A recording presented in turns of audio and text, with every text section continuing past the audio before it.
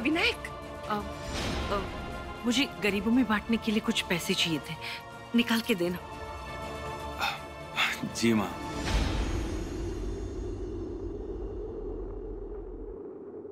सिद्धि,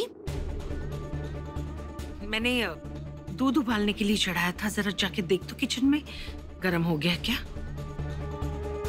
वो तेल रहने दे, मैं लगा दूंगी उसके बालों में।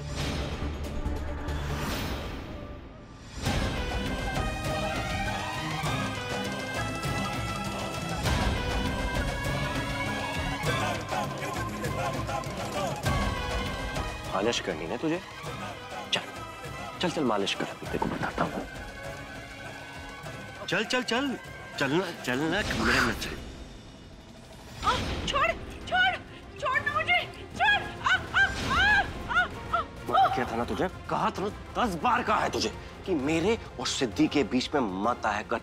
मैं तू चाहती क्या है? वहाँ सब लोग देख रहे थे, अगर किसी की नजर पड़ जाती तो तेरा खेल शुरू होने से पहले ही खत्म हो जाता।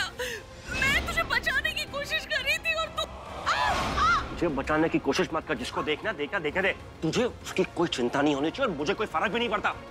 पता चलने दे सबको कि मैं यहाँ पे सिर्फ सिद्धि को पाने के लिए आया हूँ। मेरा जो मकसद है ना, वो सिर्फ सिद्धि को पाना है, और वो तू जानती है। समझ में आया तुझको?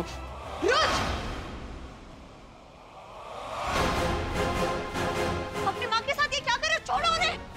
सिद्धि तुम यहाँ से चली जाओ, तुम जानती नहीं हो कैसी नागिन औरत है ये किसी की सगी नहीं बन सकती। मैंने कहा छोड़ो उन्हें।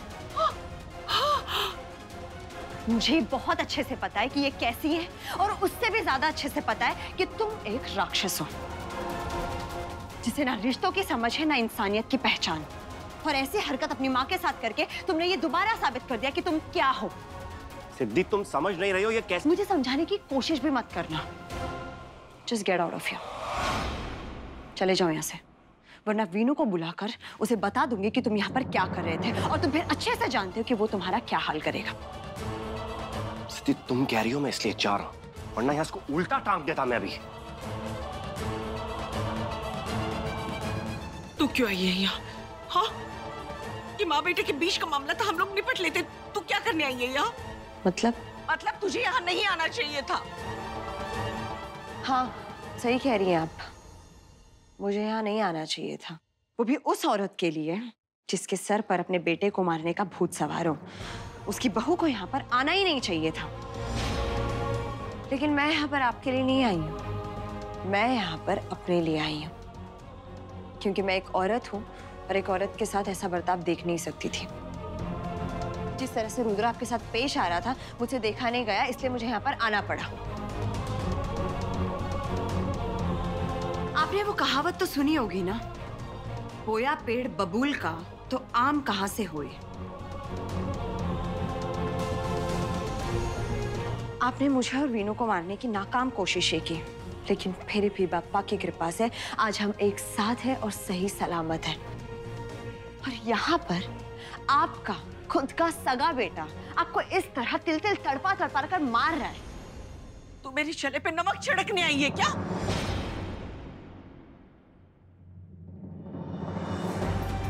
मरहम लगाने आई हूँ।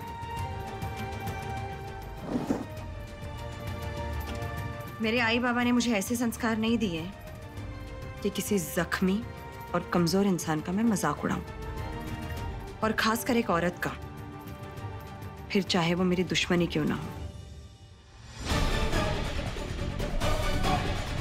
मंजरी कुंद्रा भी इतनी कमजोर नहीं हुई है कि उसे तेरे मरहम की जरूरत पड़े। मुझे तेरी दया की भीख नहीं चाहिए। मंजरी कुंद्रा हूं मैं, और मैंने अपनी जिंदगी में अपनी जिद से हर चीज हासिल की है, समझ लगा? इसलिए अपनी हमदर्दी अपने पास ही रख। मेरी ना सही, आप अपने सौतेली बेटे की हमदर्दी ले ही सकती हैं। आपके सगे बेटे ने जो आपको घाव दिए हैं, आपके सौतेले बेटे का मरहम शायद आपकी तकलीफ थोड़ी कम कर दे। आप वीनू को इस बारे में बता क्यों नहीं देती? बस बस, मुझे अपने बेटे के साथ क्या करना है ये तू मुझे मत सिखा। हाँ, तू अपनी फिक्र कर। तूने मेरे साथ जो सलूक किया ना, मैं तुझे जिंदगी भर माफ नहीं करूंगी। मैं यहाँ पर आपसे माफी मांगने आई भी नहीं हूँ। इंसानियत के नाते आई हूँ। हाँ, तो अब तू जा सकती है।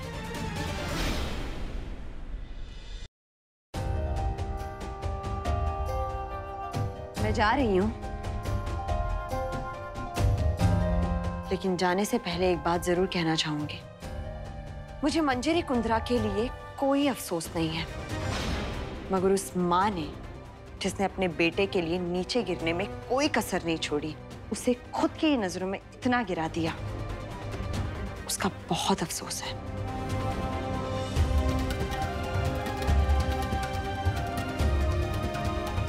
ये लीजिए, लगा लीजिए, अपने लिए ना सही, अपने बेटे विनायक के लिए।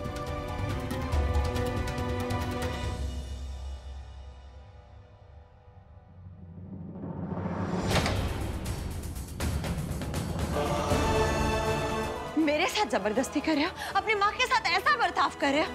इस तरह की नीच हरकत करके तुम्हें कौन सी खुशी मिल रही है? क्यों कर रहे हो तुम ये सब?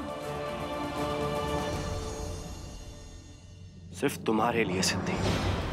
मैं ये जो कुछ भी कर रहा हूं ना, सिर्फ तुम्हारे लिए कर रहा हूं। मैं जब भी तुम्हें कुछ कहने चाहता हूं या मैं कुछ बोलना चाहता हूं, कोई ना कोई बीच में आ जाता है और फिर मुझे गुस्सा आ जाता है। बस एक बार सिद्धि, एक बार सिर्फ हाँ कह दो, फिर देखो मैं तुम्हें कितनी मोहब्बत करता हूँ। मोहब्बत? तुम्हें पता भी है मोहब्बत होती क्या है? मोहब्बत वो है जो मैं और वीनू एक दूसरे के साथ करते हैं। ये मंगलसूत्र देख रहे हो? ये हमारी मोहब्बत की निशानी है। मेरे और वीनू के अटूट बंधन का सबूत है ये। और सिद्धि वीनू के अलावा किसी और की हो नहीं सकती। और अगर तुम्हारे दिमाग में ऐसा ख्याल आ भी रहा है ना, बेहतर होगा उसे निकालकर बाहर फेंक दो।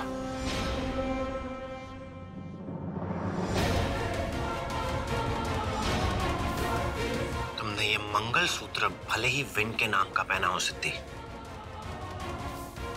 लेकिन ये बिछिया तुम मेरे नाम की ही पहनोगी। ये तुम्हारे दिमाग की बीमारी है, ऐसा कभी होगा नहीं।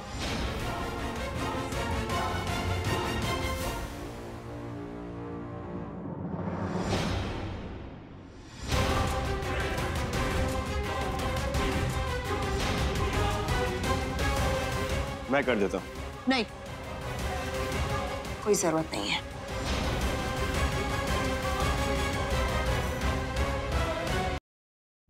मैंने कहा ना,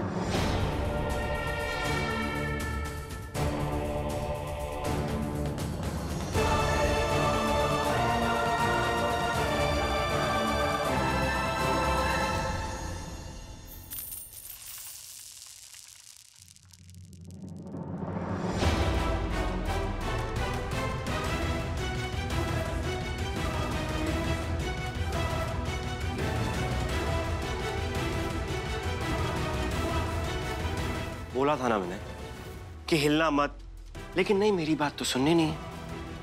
मुझे अपने से दूर करने के चक्कर में तुम्हारा सबसे करीबी रिश्ता टूट के बिखेर गया।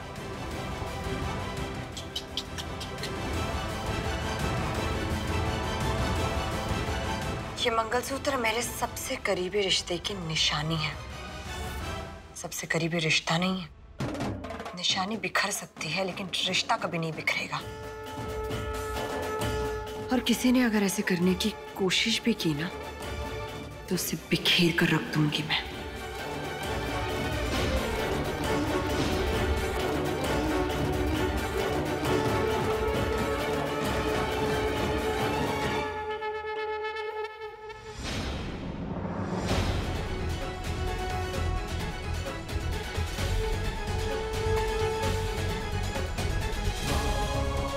हे देवा, आज मैंने जो किया है वो ताई को पता नहीं चलना चाहिए, नहीं तो पापा वो मेरा क्या हश्र करेगी पता नहीं।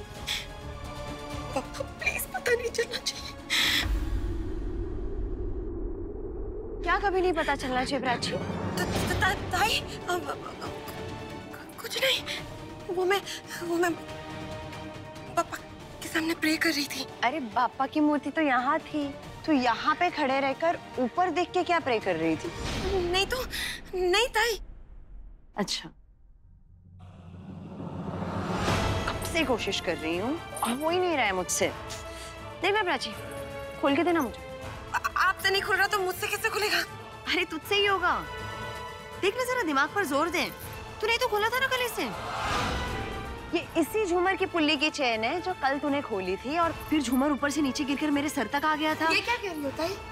आपको क्या लगता है कि ये झूमर मैंने आप पे गिरा है? लगता नहीं है, मैं जानती हूँ कि ये सब तूने ही किया है। पहले भी ये सब कोशिशें तो कर ही चुकी है प्राची, और मुझे पूरा यकीन है कि अभी भी ऐसी घटिया हरकत तूने ही की है। मुझे माफ कर दो ताई, मुझसे बहुत बड़ी गलती हो गई ताई। ताई मुझे चाची जी ने मजबूर कर दिया था ये सब करने के लिए। प्लीज मुझे माफ कर दो ताई, मुझे अपना लास्ट टाइम माफ कर दो। उसके बाद आप जो कहोगे मैं वो करूंगी, आप जैसा कहोगे मैं वैसा करूंगी ताई। प्राची प्राची प्राची, बस हो गया तुझसे ना। वैसे मुझे कोई उम्मीद है ही नहीं, लेकिन हाँ, एक चेतावनी दे रही हूँ मैं तुझे।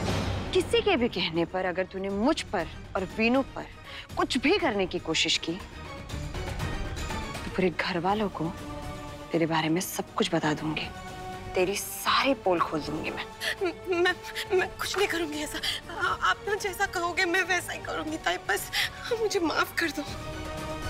लेकिन ताई, मुझे एक बात समझ में नहीं आ रही कि आपकी और चाची जी के बीच में क्या दुश्मनी है? प्राची, तू ना दिमाग को थोड़ा आराम दे। ये सब जानने की तुझे जरूरत नहीं है। हाँ, अगर तू कुछ बता सकती है मुझे तो इतना बता देना कि माँ की अगली चाल क्या है। चल अब पूजा की तैयारी कर। जी। मंदिर का घंटा बना दिया है मुझे, जिसकी मर्जी वो बजा के चला जाता है। किस्मत खराब हो गई है। उसकी इतनी हिम्मत कि उसने ये हरकत की।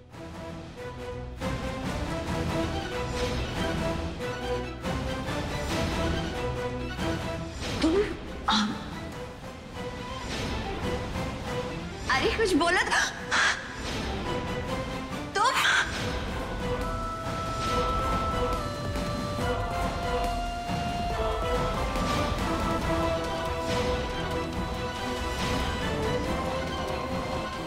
एक तरफ माँ की साजिशें और दूसरी तरफ रुद्र की गिरी हुई हरकतें। मुझे तो समझ में ही नहीं आ रहा है कि इस समय मुझे क्या करना चाहिए।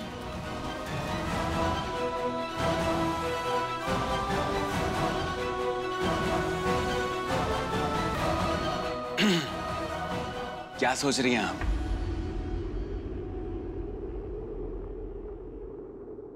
अगर आप चाहें तो मैं आपकी कुछ मदद कर सकता हूं।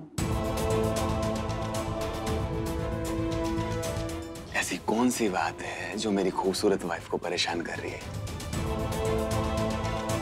वो वीनू, मंगलसूत्र का तार टूट गया।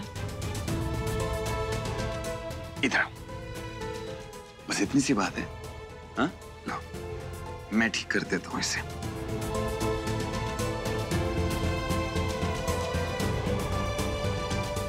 ये लो, हो गया बिल्कुल ठीक। आओ, मैं अपने हाथों से तुम्हें पहना देता हूँ।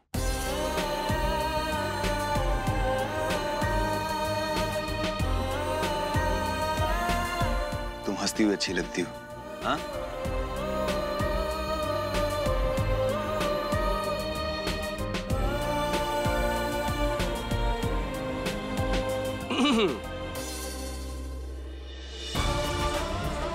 भाई, अगर आपकी प्यार मोहब्बत खत्म हो गई है तो क्या मैं अपनी बहू को गणपति बप्पा की कथा की सामग्री ले जाने के लिए ले जा सकता हूँ?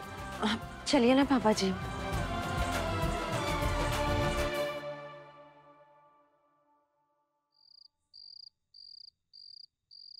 तो इस प्रकार भगवान श्री गणेश ने स्वयं को न सिर्फ एक मात्र भक्त पुत्र के रूप में स्थापित किया, बल्कि एक ऐसे बलशाली योद्धा के रूप में भी सम्मुख आए, जिन्होंने बिना कुछ सोचे समझे अपने माँ की सुरक्षा के लिए भगवान महादेव के सामने भी युद्ध के लिए खड़े हो गए। हालांकि इस युद्ध में उनका मस्तक अलग कर दिया गया और फिर एक गज का मस्तक लगाया गया। तब से इनका नाम गजानन पड़ा है। बोलिए श्री गणेश भगवान की जय। अब आप लोग आरती के लिए खड़े हो जाइए।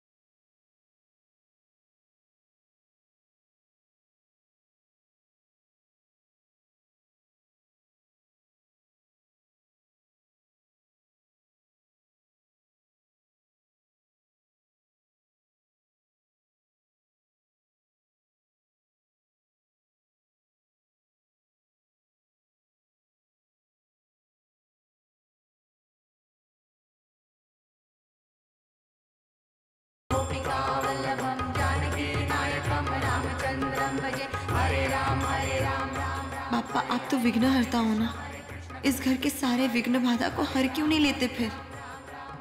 और अभी तो मुझे रुद्र नाम के इस राक्षस को इस घर से बाहर निकालना है और इसका रास्ता आप ही को दिखाना है मुझे। गणपति बप्पा मोरया, मंगल मूर्ति मोरया।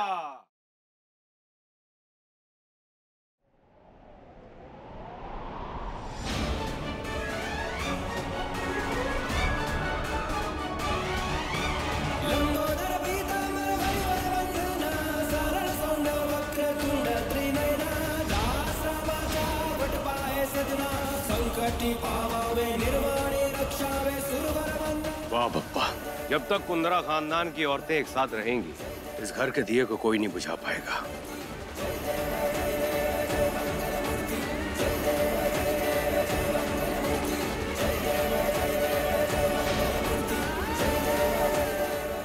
पापा ने आखिर मुझे रास्ता दिखाई दिया।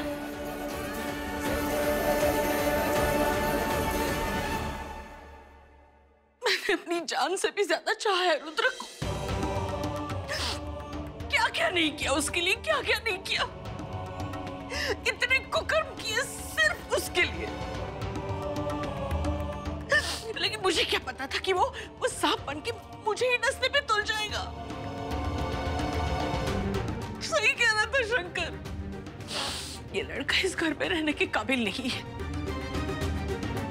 लेकिन कैसे कह दूं उसे यहाँ से जाने के लिए? माँ हूँ उसकी, बेटा है वो मेरा।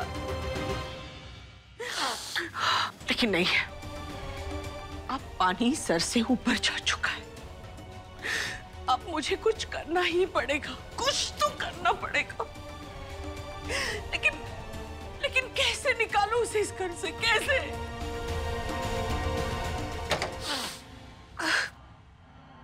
आप रुद्र को खुद इस घर से जाने के लिए क्यों नहीं कहती थी?